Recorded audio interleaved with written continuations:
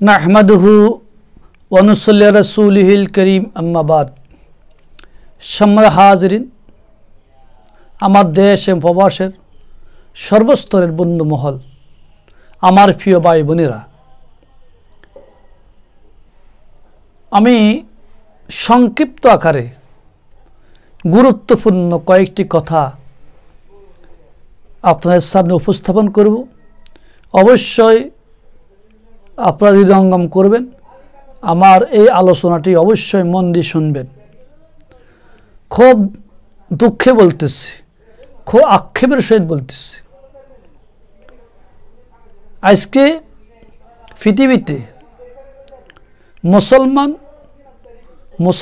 মুসলমানিয়ত হারিয়ে ফেলছে। আজকে মুসলমান হক বাদ দিয়ে, বাস্তবতা বাদ দিয়ে নাহকের দিকে চলছে। নাহককে জায়েজ করে, জায়েজকে না জায়েজ করে, হককে নাহক করে, নাহককে হক করে। এমন এমন আজগুবি কথাবার্তা আমরা বলি যে কথাবার্তা ভিত্তিহীন, যে কথা ভিত্তিহীন। আল্লাহ রাব্বুল আলামিন মানুষের মৃত্যুর পরে যে সমস্ত আমল সম্পর্কে প্রশ্ন করবে, যে সমস্ত আমল সম্পর্কে জিজ্ঞাসা করবে, ওই ব্যাপারে আমাদের কোনো আলোকপাত নাই, ওই ব্যাপারে আমাদের কোনো কথা নাই, সেই ব্যাপারে আমাদের কোনো আলোচনা নাই। কিন্তু অনার্থক যে সমস্ত কাজ, যেগুলো আমাদের কোনো প্রয়োজন নাই, প্রয়োজনের বাইরে, সেগুলো নিয়ে আমার আলোচনা করি।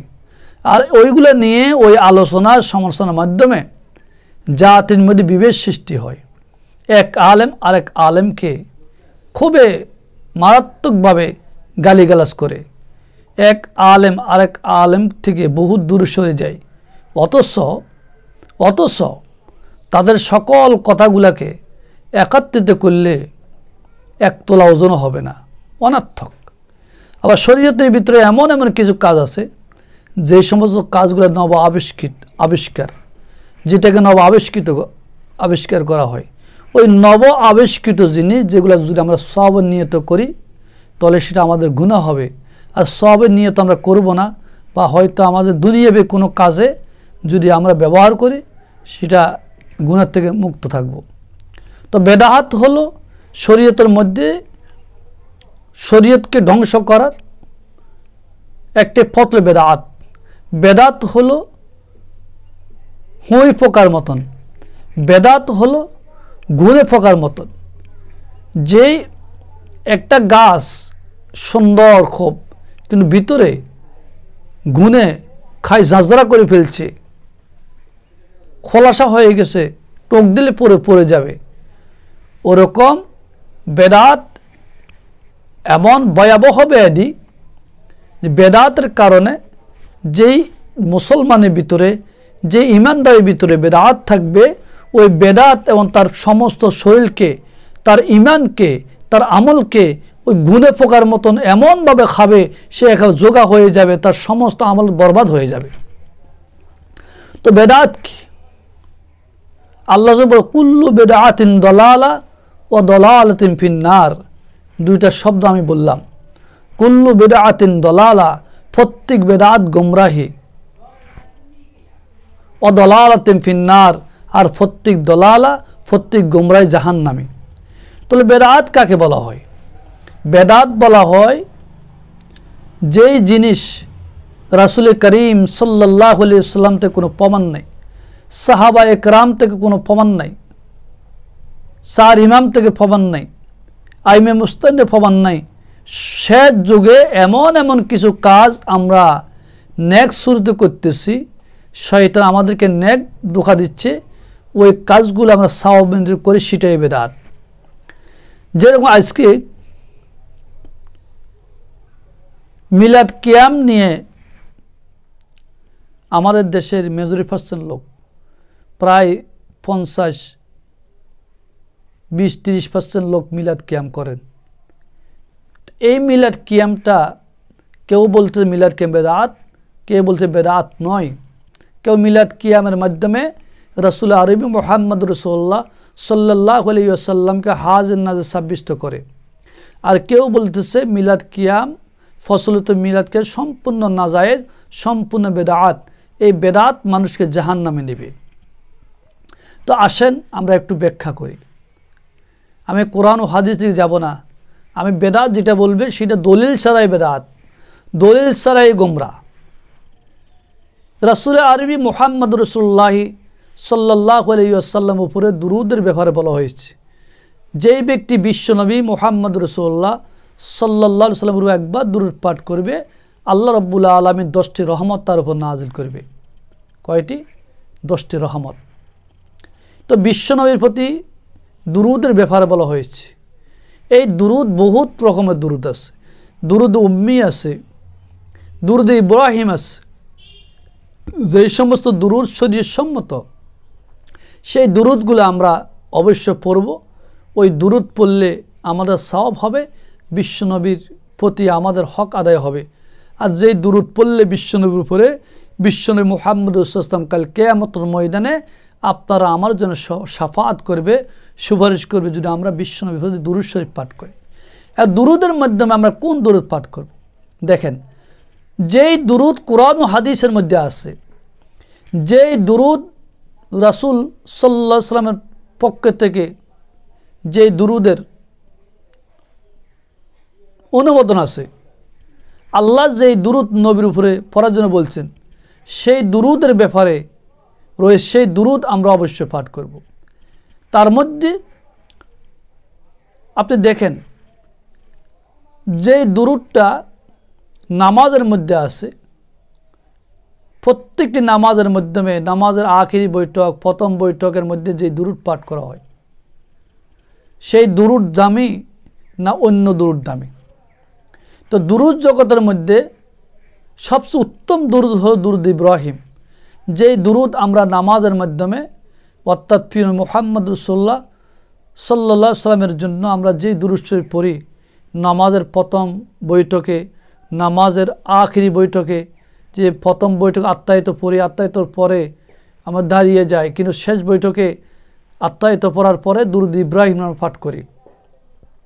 আল্লাহুম্মা সাল্লি আলা মুহাম্মাদিন, আল্লাহুম্মা সাল্লি আলা মুহাম্মাদিন ওয়া আলা আলি মুহাম্মাদ কামা সাল্লাইতা আলা ইব্রাহিম ওয়া আলা আলি ইব্রাহিম ইন্নাকা হামিদুম মাজিদ। আল্লাহুম্মা বারিক আলা মুহাম্মাদিন ওয়া আলা আলি মুহাম্মাদ কামা বারাকতা আলা ইব্রাহিম ওয়া আলা আলি ইব্রাহিম ইন্নাকা হামিদুম মাজিদ। এই দুরূদ হলো সবচেয়ে দামি দুরূদ। যদি এই দুরূদ যদি দামি না হইতেন, এই দুরূদ যদি শরীয়তসম্মত না হতো, তো এই দুরূদ লক্ষ লক্ষ মানুষ, কোটি কোটি মানুষ নামাজের ভিতরে পড়তেন না। এইখানে সুন্নিকন বা ওয়াহাবিকন, সাধারণ মানুষকন, সবাই আমরা দুরূদ ইব্রাহিম নামাজের ভিতরে পড়ি। আর এই দুরূদ ইব্রাহিমের ব্যাপারে কোনো এশকাল নাই, এই দুরূদ ইব্রাহিমের ব্যাপারে কোনো মতানৈক্য নাই। এই দুরূদ ইব্রাহিম আমরা সবাই পড়ে থাকি। তাহলে এই দুরূদ হলো সবচেয়ে দামি। এই দুরূদ আমরা মুহাম্মদ রাসূলুল্লাহ সাল্লাল্লাহু আলাইহি ওয়াসাল্লামের উপর অবশ্যই পড়ব। আরেকটা দুরূদ আছে, মানে আপনার ৭৬টা যত হাদিস আছে, বুখারী, মুসলিম, ইবনে মাজাহ, তিরমিজি, নিসাই, আবু দাউদ, প্রত্যেকটি হাদিসের শুরুতে আছে সাল্লাল্লাহু আলাইহি ওয়াসাল্লাম, সাল্লাল্লাহু আলাইহি ওয়াসাল্লাম, সাল্লাল্লাহু আলাইহি ওয়াসাল্লাম। এই যে দুরূদ, এটা কত দামি দুরূদ। আজকে আমরা যাদেরকে ওয়াহাবি বলি, ওয়াহাবিরা দুরূদ শরীফ পড়ে না, ওয়াহাবিরা নবী দুশমন, ওয়াহাবি বলে গালি দিই। আর যারা সুন্নি দাবি করে, তারা নাকি রাসূল সাল্লাল্লাহু আলাইহি ওয়াসাল্লামের দুরূদ শরীফ পাঠ করে, ওরা নাকি সুন্নি। ইনশাআল্লাহ আমি পরে প্রমাণ দিব সুন্নি কাকে, ওয়াহাবি কাকে বলে। এখন ওয়াহাবি, যারা ওয়াহাবি বলে গালি দেয়, ওয়াহাবি আমাদের বাংলাদেশ, পাকিস্তান, ভারত, এই তিন রাষ্ট্রে যারা হকপন্থী, যারা ইসলামের উপর আছে, দিনের উপর অটুট থাকে, যারা বেদাতকে ছেড়ে দেয়, বেদাত মানে না, বেদাত গ্রহণ করে না, ওই মানে তাদেরকে বেদাতিরা বলে ওয়াহাবি। ওয়াহাবি বলে গালি দেয়। তো আসলে ওয়াহাবি বলে যে আমাদের গালি দেয়, এখানে আমরা যাদেরকে ওয়াহাবি বলে গালি দেয়, ওরা খুশি হওয়া দরকার। কারণ ওয়াহাব আল্লাহ পাক একটা গুণবাচক নাম। আর ওয়াহাবি ইয়াটা ইয়ায়ে নিসবতি, তো এটা ইয়ায়ে নিসবতি, তাহলে ওয়াহাবি অর্থ আল্লাহওয়ালা, আল্লাহওয়ালা। তো এই আল্লাহওয়ালা করলে তো কোনো সমস্যা নাই।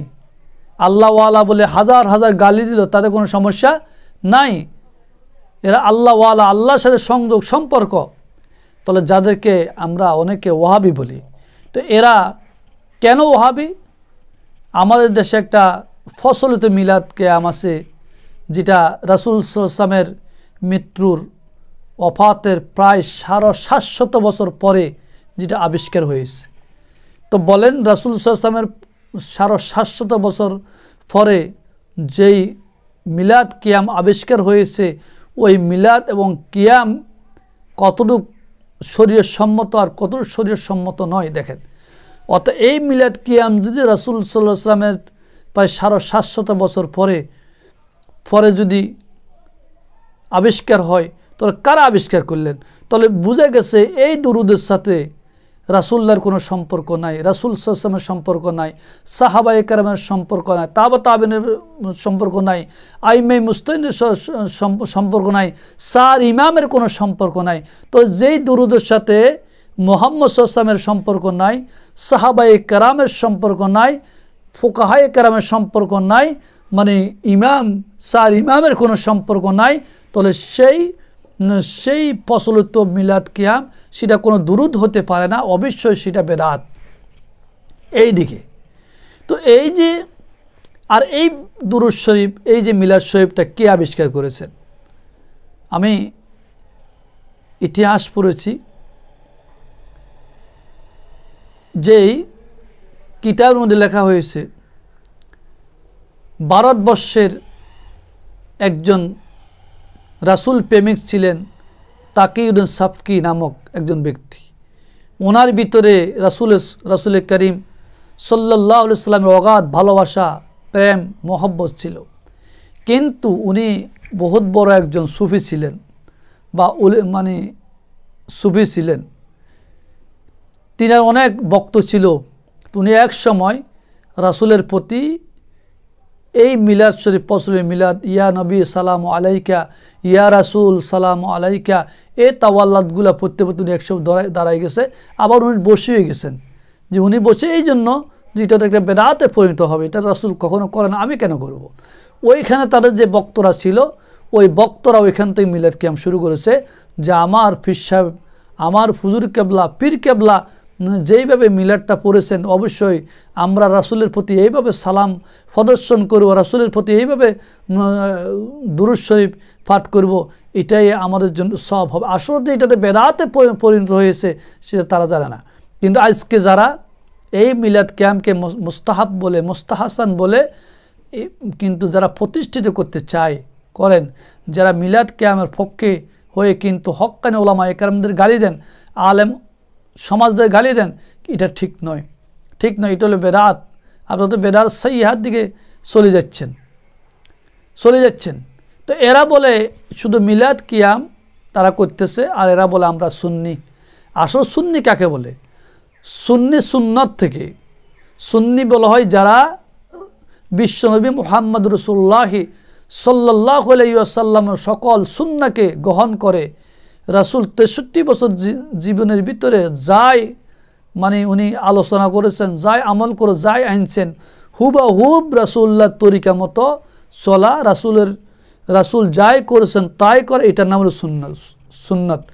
এই সুন্নাত থেকে সুন্নি। তাহলে বোঝা গেছে এখন প্রমাণ দেখেন, রাসূলুল্লাহর আমলে, রাসূল করিম সাল্লাল্লাহু আলাইহি ওয়াসাল্লাম আমলে মিলাদ কিয়াম ছিল কিনা? মিলাদ কিয়াম রাসূলুল্লাহর এন্তেকালে 750 বছর পরও যদি আবিষ্কার হয়, তো রাসূলের জবানা কীভাবে ছিল? তো রাসূলতে কোনো প্রমাণ নাই, সাহাবায়ে কেরামতে কোনো প্রমাণ নাই, তাবেঈনতে কোনো প্রমাণ নাই, চার ইমামতে কোনো প্রমাণ নাই, কেউ প্রমাণ দিতে পারবে না। কিছুদিন আগে আমাদের এক সুন্নি আলেম বলছেন, যে উনি বলতেছেন, আমি ওনার বক্তব্য শুনলাম, যে বুখারী শরীফের প্রত্যেকটি পাতায় পাতায় মিলাদ কিয়াম আছে, বুখারী শরীফের প্রত্যেকটি হাদিসের মধ্যে মিলাদ আছে, বুখারী শরীফ প্রত্যেকটি পৃষ্ঠায় মিলাদ আছে, পুরা বুখারী শরীফের মধ্যে মিলাদ আছে, এবং আরও হাদিসের মধ্যে মিলাদ আছে। আমি তো বুখারী পড়লাম, মুসলিম শরীফ পড়লাম, নেসাই পড়লাম, ইবনে মাজা পড়লাম, তিরমিজি পড়লাম, আবু দাউদ পড়লাম, এই সিয়াসতার প্রত্যেকটি কিতাব আমি পড়েছি বা আমি পড়লাম। তো কোনো কিতাবের মধ্যে মিলাদ কিয়াম ইয়া নবী সালাম আলাইকা বলতে কিছু পাইলাম না, তাহলে এই মানে সুন্নি ভাই কি কোথায় পেয়েছেন যে বুখারী মুসলিমের মধ্যে প্রত্যেকটি সিয়াসা হাদিসের মধ্যে মিলাদ কিয়াম আছে, ইয়া নবী সালাম আলাইকা আছে? এটা কোথায় পেয়েছে? আমি তো দেখি নাই। আমি দেখেছি এটাই প্রত্যেকটি হাদিসের শুরুতে রাসূলুল্লাহর নামে, রাসূল করিম সাল্লাল্লাহু আলাইহি সাল্লামের নামে দুরুদ আছে। দুরুদটা কেমন? ওয়াকাল রাসূলুল্লাহ সাল্লাল্লাহু আলাইহি ওয়াসাল্লাম, ওয়াকাল রাসূলুল্লাহ সাল্লাল্লাহু আলাইহি ওয়াসাল্লাম, ওয়াকাল রাসূলুল্লাহ সাল্লাল্লাহু আলাইহি ওয়াসাল্লাম। এতটুক তো বোঝা গেছে এই দুরুদ হলো সবচেয়ে দামি দুরুদ, এবং দুরুদ ইব্রাহিম সবচেয়ে দামি দুরুদ। তো আমি বলছি বেদাত কাকে বলে? নব আবিষ্কৃত যেই জিনিস শরীয়তের ভিতরে নতুন করে আবিষ্কার করে সবের নিয়তে, সবের আশায়, সেটাই বেদাত। রাসূল যেটা করেন নাই, সাহাবায়ে কেরাম যেটা করেন নাই, সার ইমাম করেন নাই, তাবিন করেন নাই, ওনাদের মধ্যে কোনো রাসূল থেকে শুরু করে মানে এই বড় বড় মানে এই তাবিন সাহাবায়ে কেরামদের কোনো প্রমাণ নাই। প্রমাণ স্যার যেটা আমরা শেষ জমানায় আবিষ্কার করেছি সবের নিয়ত, সেটাই বেদাত। কুল্লু বেদাতিন দলালা ও দলালাতিন ফিন্নার। এই জন্য প্রত্যেক বেদাত গুমরাহি, আর প্রত্যেক গুমরাহি জাহান্নামী, সে জাহান্নামে যাবে। তো এই জন্য সময় হাজরিন, আমার ভাইয়েরা, সুন্নি ভাইয়েরা মনে কষ্ট নেবেন না। আপনাদের সাথে আমাদের কোনো দ্বিমত নাই, কোনো মারামারি নাই, কোনো হানাহানি নাই, আমরা একে প্ল্যাটফর্ম লোক। কিন্তু নিজেকে একটু পরিবর্তন করেন, নিজেকে পরিবর্তন করেন। আপনি আলেম হয়ে যদি হকরে নাহক করেন, নাহকের হক করেন, আপনি একজন আলেম হয়ে যদি কোরআন ও হাদিস পড়েন, আল্লাহ আপনাদের জ্ঞান দিয়েছে, কোরআন হাদিস পড়ার পরও, জানার পরও মিথ্যার আশ্রয় নেন, মিথ্যা কথা প্রচার করেন, শত শত মানুষকে গুমরাহ করেন, আপনার মুরিদদেরকে গুমরাহ করেন, মানুষ আলেম ওলামা অকাট্যভাবে গালিগালাজ করেন, হক্কানে আলেমদের গালি দেন, আর আপনার রাসূলকে হাজির নাজির বলেন। কোথায় পাইছেন রাসূল হাজির নাজির? হাজির নাজির একমাত্র আল্লাহর সিফত, আল্লাহর সিফত। আল্লাহ হাজির এবং নাজির, আল্লাহ সব দেখে, সর্বদা বিরাজমান। নবী মুহাম্মদ রাসূলুল্লাহ সাল্লাল্লাহু আলাইহি ওয়াসাল্লাম সব কিছু দেখেন না, সব জায়গায় বিরাজমান না। নবী হাজির নাজির না, নবী কোনো গায়েব জানেন না। গায়েব মালিক একমাত্র আল্লাহ। গায়েব হল আল্লাহর সিফত, আলিমুল গায়েব যাকে বলা হয়। নবী মুহাম্মদ রাসূলুল্লাহ সাল্লাল্লাহু আলাইহি ওয়াসাল্লাম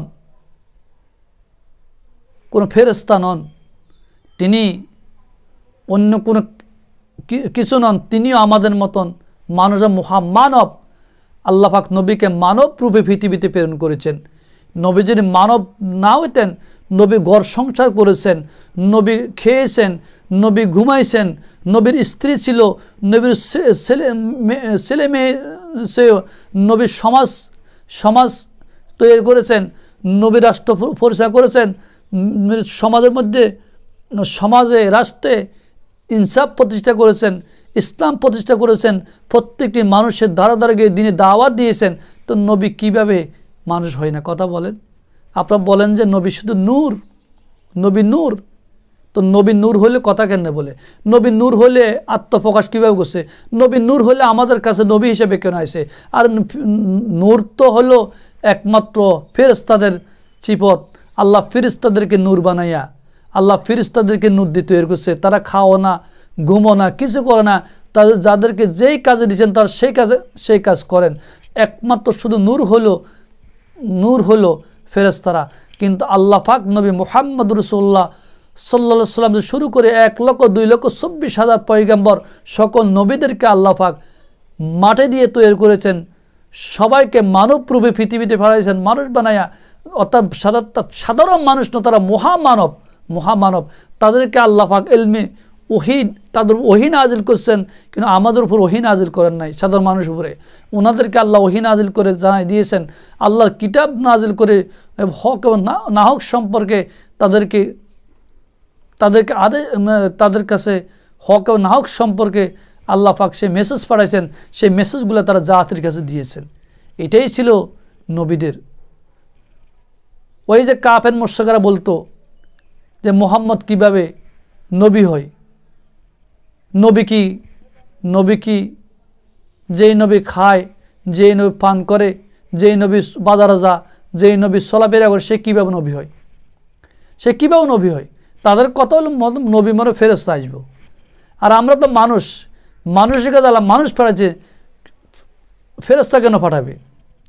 তো এই জন্য আমরা কাফের মুশরিকের আদর্শ গ্রহণ করব না, আমরা রাসূলুল্লাহর আদর্শ গ্রহণ করব, সাহাবায়ে কেরাম আদর্শ গ্রহণ করব।